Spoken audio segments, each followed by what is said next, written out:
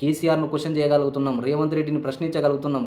కానీ ఒక బీజేపీ నాయకుడిని ప్రశ్నిస్తే మాత్రం తెలంగాణ ప్రజలకు దాడులు తప్ప ఇక ఒరిగింది ఏమీ లేదు. ఈ తెలంగాణ రాష్ట్రంలో ఒక కేసీఆర్ను, ఒక రేవంత్ రెడ్డిని, ఒక కేటీఆర్ను ప్రభావితం చేసే నాయకులు ఎవరైనా బీజేపీలో ఉన్నారా?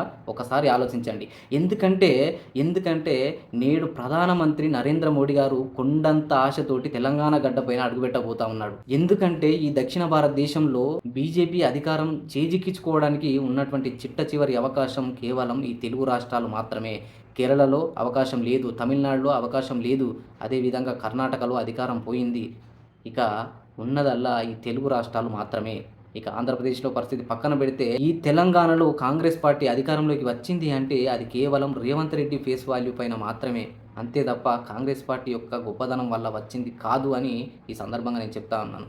ఆ తరహాలో రేవంత్ రెడ్డి లాగా, ఒక కేసీఆర్ లాగా, ఒక కేటీఆర్ లాగా ప్రజలను ప్రభావితం చేసే నాయకులు ఈ బీజేపీ పార్టీలో ఎవరున్నారు?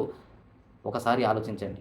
ఇక బీజేపీలోని ఏ నాయకుడి గురించి మాట్లాడదామన్నా ఎక్కడ దాడులు జరుగుతాయన్న భయమే తప్ప ఇంకా ఏది కూడా లేదు. ఈ తెలంగాణ రాష్ట్రంలో కేసీఆర్ను క్వశ్చన్ చేయగలుగుతున్నాం, రేవంత్ రెడ్డిని ప్రశ్నించగలుగుతున్నాం.